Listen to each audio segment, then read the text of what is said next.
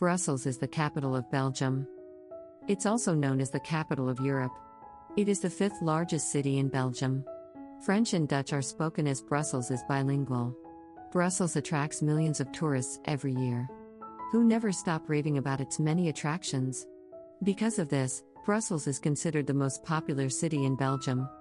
Some interesting sites that are worth mentioning are the Royal Palace, where the former residence of the Belgian royal family was. Brussels Park, a beautiful park near the Royal Palace. The beautiful Garden of Mont des Arts.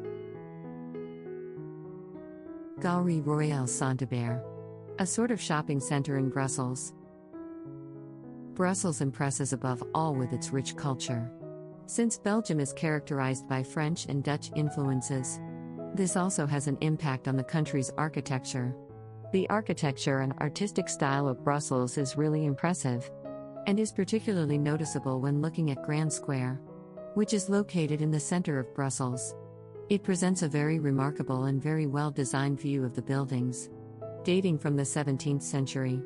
Centuries-old culture presents itself to the public. Thank you very much for watching.